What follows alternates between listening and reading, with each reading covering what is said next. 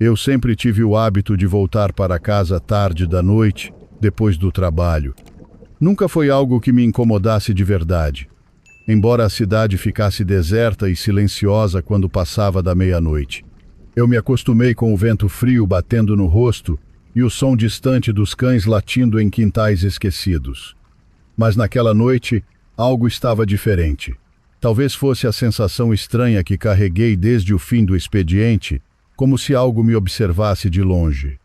Talvez fosse apenas cansaço. O fato é que tomei uma decisão da qual nunca vou me esquecer. Aceitei uma carona de um desconhecido. Eu estava parado no ponto de ônibus, que já não tinha iluminação havia meses. A lâmpada quebrada deixava tudo envolto em sombras. O vento balançava os galhos de uma árvore seca e fazia um chiado incômodo. Meu celular estava quase sem bateria, então evitei ficar mexendo nele. Foi quando um carro velho, de cor escura, parou alguns metros adiante.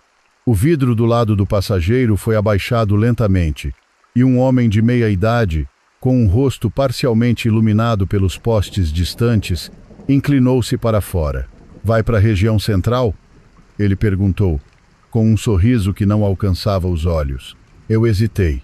Sempre ouvi que não se deve aceitar caronas de estranhos, mas o ônibus estava demorando demais, e o lugar vazio me deixava vulnerável.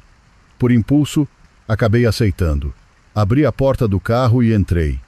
O cheiro dentro do veículo era forte, uma mistura de cigarro velho com algo metálico, talvez ferrugem. O estofado rasgado mostrava a espuma amarelada, e havia manchas escuras no carpete que não consegui identificar. No início, tentamos conversar. Ele me perguntou onde eu trabalhava, o que fazia da vida, se morava sozinho. Respondi de forma vaga, tentando não dar detalhes, porque algo na sua voz me causava desconforto. Ele falava baixo, quase num sussurro, mas com pausas longas demais, como se estivesse calculando cada palavra. O modo como me olhava pelo canto dos olhos, sem virar a cabeça, fazia o ar dentro do carro parecer mais pesado. Logo percebi que não estávamos seguindo pelo caminho usual. Ao invés de pegar a avenida principal, ele entrou em uma rua lateral quase deserta. Perguntei por que havia mudado a rota, e ele riu baixo, um riso seco, dizendo apenas que conhecia um atalho. Minhas mãos começaram a suar, e eu apertei minha mochila contra o colo, como se aquilo pudesse me proteger. As ruas ficaram mais estreitas e mal iluminadas. Casas abandonadas se sucediam uma após a outra, com portões caindo aos pedaços e janelas quebradas. O som do motor ecoava alto demais, como se estivéssemos entrando em um lugar esquecido. Tentei manter a calma, mas meu coração acelerava a cada quilômetro percorrido.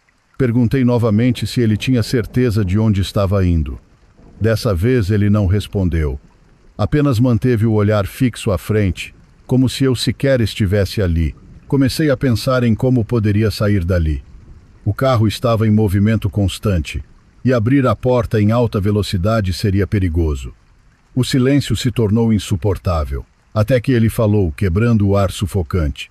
"Sabe que nem todo mundo volta para casa quando pega carona, né?" O frio percorreu minha espinha, e minha garganta secou.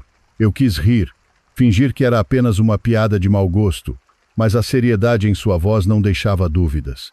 A tensão dentro do carro era quase palpável. Olhei discretamente para o painel. A velocidade era baixa, talvez desse para saltar. Mas e se eu me machucasse? E se ele me alcançasse depois? A estrada estreita nos levou até uma região ainda mais isolada, onde os postes já não funcionavam. A escuridão parecia engolir tudo, e apenas os faróis fracos iluminavam alguns metros adiante. O barulho dos pneus no asfalto gasto se misturava ao som do meu coração, que batia forte demais. Eu sabia que estava em perigo.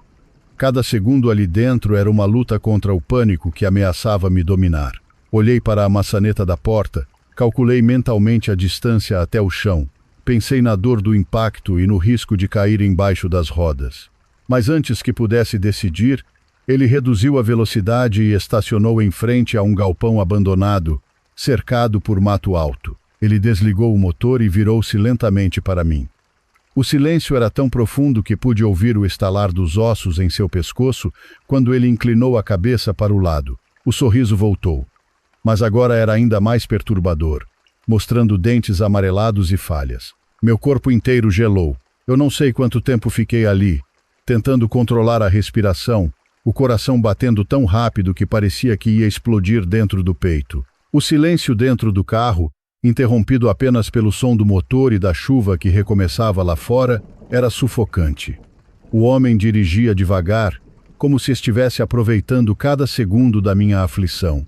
Eu sentia o peso do olhar dele de vez em quando, e quando tinha coragem de encarar de lado, via aquele sorriso estranho, quase satisfeito, como quem saboreia a agonia de outra pessoa. De repente ele desligou o rádio que tocava baixo e quebrou o silêncio com uma pergunta seca. Você tem família te esperando? Fiquei paralisado, sem saber o que responder.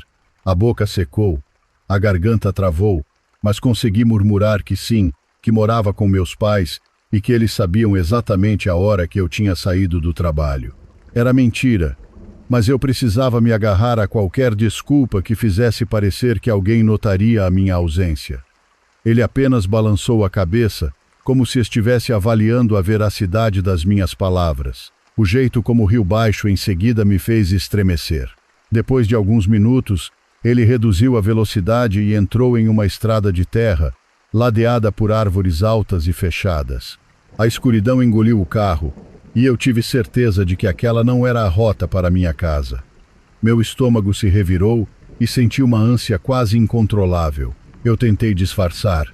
Perguntei com voz trêmula para onde estávamos indo, mas ele não respondeu. Apenas aumentou o som do limpador de para-brisa, o barulho ritmado se misturando ao vento que assoviava por alguma fresta da janela. Era como se a noite inteira estivesse contra mim. A cada metro que o carro avançava, a sensação de que eu estava entrando em uma armadilha se tornava mais forte. O chão irregular fazia o veículo balançar, e o farol iluminava apenas pequenos trechos da estrada enlameada. Eu comecei a pensar em abrir a porta e me jogar, mas o medo do impacto, da escuridão e do que poderia me esperar naquela mata densa me segurava. Ao mesmo tempo, permanecer ali ao lado dele era como estar sentado diante da própria morte. Foi então que ele estacionou bruscamente. O carro parou diante de uma clareira mal iluminada pela lua escondida entre nuvens. Ele desligou o motor, deixando tudo mergulhado em um silêncio pesado. Olhou para mim e disse com calma: Chegamos. Meu corpo inteiro gelou.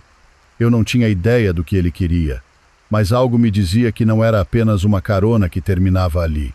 Ele abriu a porta devagar, como se não tivesse pressa, e saiu do carro. O barulho dos passos afundando na lama me fez arrepiar. A porta do lado dele ficou aberta, e eu podia ouvir o vento arrastando folhas secas ao redor. Eu fiquei paralisado, mas sabia que se não agisse, aquele seria o fim. Respirei fundo e com a mão tremendo abri a minha porta também. Assim que coloquei os pés no chão, senti a terra fria e úmida encharcando meus sapatos. Ele me observava em silêncio, parado a alguns passos, com a expressão indecifrável. Foi nesse instante que percebi algo brilhando na mão dele, reflexo da lua entre as nuvens. Uma faca. O sangue sumiu das minhas veias, e a única coisa que consegui fazer foi correr. Corri sem olhar para trás, me enfiando no meio da mata fechada, os galhos arranhando meu rosto e meus braços. A respiração vinha em soluços, e cada passo era acompanhado do barulho dos galhos quebrando sob meus pés. Atrás de mim, ouvi a voz dele gritar: Você não vai escapar! Aquelas palavras ecoaram na escuridão como uma sentença. Eu tropeçava, caía, levantava. Sentia o gosto metálico do sangue na boca depois de morder a língua, mas não podia parar. A cada segundo, o som dos passos dele parecia mais próximo, mais pesado, como se a floresta inteira vibrasse com a perseguição. A lua surgiu por entre as nuvens, iluminando parcialmente meu caminho, mas ao mesmo tempo revelando minha posição. Foi quando ouvi o estalo mais forte atrás de mim e percebi que ele estava quase ao alcance. Entrei em desespero e me joguei para o lado, escondendo-me atrás de uma árvore grossa, tentando controlar a respiração. O coração batia tão alto que eu tinha certeza de que ele podia ouvir. Por alguns segundos o mundo parou. Eu só escutava o vento, a chuva fina e o barulho dele andando devagar. Procurando, ele se aproximou tanto que pude ouvir o som da lâmina roçando no tecido da calça dele. Eu fechei os olhos, pedindo a Deus que ele não me encontrasse ali. Quando consegui me afastar da estrada e entrar mais fundo naquela mata, percebi que a escuridão era ainda mais sufocante. O vento balançava as copas das árvores e produzia sons que se misturavam ao barulho da minha respiração acelerada. Eu tropeçava em raízes, escorregava em folhas molhadas e me arranhava em galhos baixos, mas não podia parar. Cada ruído atrás de mim parecia anunciar que ele ainda estava me seguindo, que não tinha desistido da caçada. Em certos momentos, eu tinha a impressão de ouvir passos firmes se aproximando, mas não sabia se era minha mente pregando peças ou se ele realmente estava lá. A sensação era de estar sendo vigiado de todos os lados, como se os olhos dele fossem capazes de atravessar a escuridão. Eu tentava não fazer barulho, mas qualquer movimento produzia estalos de galhos quebrando, denunciando minha presença. Continuei andando sem rumo até que percebi um cheiro estranho no ar, uma mistura de madeira queimada e algo podre. O odor parecia vir de algum ponto mais à frente, e por um momento hesitei. Mas voltar atrás estava fora de cogitação, então avancei. Alguns metros depois encontrei o que parecia ser uma cabana abandonada, com as paredes de madeira apodrecidas e o telhado parcialmente desmoronado. O cheiro vinha dali, e era tão forte que quase me fez vomitar. A porta estava entreaberta, rangendo com o vento. Meu instinto dizia para não entrar, mas minhas pernas já não aguentavam mais correr. A ideia de me esconder ali, ao menos por alguns minutos, parecia ser minha única chance. Empurrei a porta devagar e o rangido ecoou alto demais para o meu gosto. O interior estava mergulhado em sombras, iluminado apenas pela luz fraca da lua que passava por frestas no telhado. Quando meus olhos se acostumaram à escuridão, percebi detalhes que gelaram minha espinha. Havia ossos espalhados pelo chão, alguns pequenos como de animais, mas outros maiores que não deixavam dúvidas de que eram humanos. Num canto vi pedaços de roupas rasgadas e manchadas, como se tivessem sido arrancadas à força. No instante em que entendi o que estava diante de mim, senti meu coração disparar como nunca antes. Não tive tempo para pensar. Um estalo forte atrás da cabana me fez prender a respiração. Ele estava lá fora. Me escondi atrás de uma pilha de madeira caída e tentei controlar o som dos meus pulmões. Os passos ficaram mais próximos, pesados, compassados, até que ouvi o rangido da porta novamente.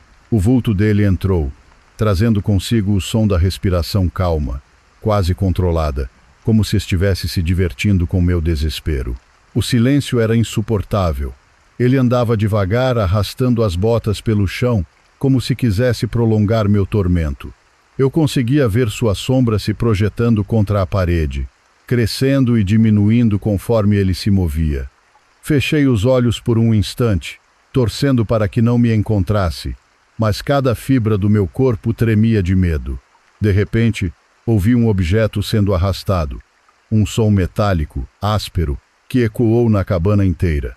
Abri os olhos e vi, pelo espaço entre os troncos, que ele segurava uma corrente grossa, deixando-a bater no chão como se fosse um aviso do que faria caso me encontrasse.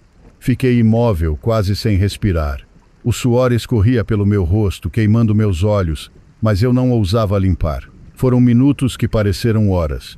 Ele parava, ficava em silêncio, depois voltava a arrastar a corrente. Em certo momento chegou tão perto que pude sentir o cheiro da sua roupa, uma mistura de graxa, suor e algo mais pútrido.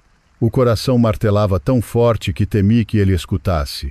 Então, de repente, como se tivesse perdido o interesse, ele saiu da cabana. Escutei os passos se afastando lentamente. Esperei ainda vários minutos antes de me mover, com medo de ser um truque. Quando finalmente juntei coragem, saí pela parte de trás da cabana, por uma abertura no telhado desmoronado, e voltei para a mata. A cada passo, a sensação de que ele ainda me seguia não me abandonava. Era como se aquela noite não tivesse fim, como se a floresta inteira fosse apenas um palco montado para prolongar meu sofrimento. O som distante de corujas e o farfalhar das folhas só reforçavam a ideia de que eu nunca conseguiria escapar. Eu já não sabia se estava correndo de um homem, de uma fera, ou de algo que só queria brincar comigo antes de me destruir. Segui em frente, tropeçando e caindo várias vezes, até que vi uma luz fraca no horizonte. Parecia um poste de iluminação.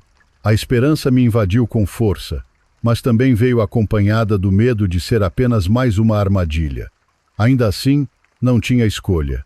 Reuni as últimas forças e caminhei em direção àquela luz, rezando para que fosse um sinal de que havia sobrevivência além daquela noite interminável. Quando finalmente me aproximei daquela luz, percebi que se tratava de um poste enferrujado, iluminando uma pequena estrada de terra. O contraste entre a escuridão da mata e aquele ponto de claridade era quase sufocante, como se eu tivesse atravessado um limiar. Por um instante senti que estava salvo, mas logo a paranoia voltou. E se ele ainda estivesse me seguindo, esperando que eu saísse do abrigo da floresta para me pegar de surpresa? Olhei em todas as direções, mas não vi nada além de sombras projetadas pelo vento. O silêncio era profundo, quebrado apenas pelo barulho do meu coração e da respiração pesada. Minhas pernas tremiam, e eu estava coberto de arranhões, lama e suor frio. Mesmo assim, avancei devagar até chegar à estrada. Sentei-me no chão, exausto, tentando entender o que fazer. Foi então que ouvi ao longe o ronco de um motor. Meu corpo inteiro se retesou. A cada segundo o barulho aumentava, e logo vi os faróis de um carro despontando na curva. Meu primeiro impulso foi correr de volta para a mata, com medo de que fosse ele, mas minhas forças estavam no limite. Permaneci parado, torcendo para que fosse alguém que pudesse me ajudar. O carro diminuiu a velocidade e parou ao meu lado. O vidro desceu lentamente, e a luz interna iluminou o rosto de um homem mais velho, de expressão cansada. Ele me olhou de cima a baixo, surpreso com meu estado deplorável. Perguntou o que tinha acontecido, mas minha voz falhou. Consegui apenas balbuciar algumas palavras desconexas sobre perseguição, cabana e correntes. Ele abriu a porta do passageiro e disse para eu entrar. A princípio hesitei. O medo de cair em outra armadilha era quase insuportável, mas a exaustão venceu. Entrei no carro e me encolhi no banco. O motorista não insistiu em perguntar mais nada. Apenas dirigiu em silêncio, como se entendesse que eu precisava daquele tempo para respirar. Depois de alguns minutos, reconheci pontos familiares da estrada e percebi que estávamos nos aproximando da cidade. A sensação de segurança começou a se infiltrar dentro de mim, embora o pavor ainda queimasse. Olhava constantemente pelo retrovisor, esperando ver os faróis de outro carro nos perseguindo, mas a estrada permanecia vazia. Quando chegamos ao posto policial, o homem parou o carro e me incentivou a entrar. Mal consegui andar direito. Entrei cambaleando e fui recebido por 2 policiais que, ao verem meu estado, perguntaram o que havia acontecido. Contei a eles, entre soluços e pausas longas, tudo o que tinha vivido desde que aceitei aquela maldita carona. Falei do motorista estranho, da fuga pela mata, da cabana com ossos espalhados e da corrente arrastada no escuro. Os policiais se entreolharam com expressões graves. Um deles disse que havia relatos antigos de pessoas desaparecidas naquela região, mas que nunca tinham conseguido encontrar provas concretas. Minha descrição da cabana parecia bater com algumas informações que já circulavam. Anotaram tudo, me ofereceram água e pediram para eu esperar enquanto organizavam uma equipe de busca. Naquela noite, enquanto me sentava numa cadeira dura do posto, percebi que estava vivo por muito pouco. O simples fato de ter decidido fugir no momento certo talvez tivesse sido a única razão de estar respirando. O motorista que me salvara voltou a se despedir, mas nunca mais o vi. Até hoje me pergunto se ele apareceu no momento certo por coincidência ou se era mais um daqueles mistérios que jamais vou entender. Nos dias seguintes tentei retomar minha rotina, mas o trauma ficou marcado. A cada vez que vejo um carro diminuindo a velocidade perto de mim, sinto o estômago revirar. À noite, quando fecho os olhos, ainda ouço o arrastar da corrente dentro da cabana, o cheiro podre impregnado nas paredes e a respiração calma de alguém que parecia se divertir com o meu terror. Demorei meses para ter coragem de procurar ajuda psicológica. Foi em uma casa de apoio que encontrei pessoas dispostas a me ouvir sem julgar, sem duvidar do que contei. Aos poucos fui reconstruindo a vida que tinha perdido naquela noite. O medo nunca desapareceu totalmente, mas aprendi a conviver com ele, a não deixar que me consumisse por completo.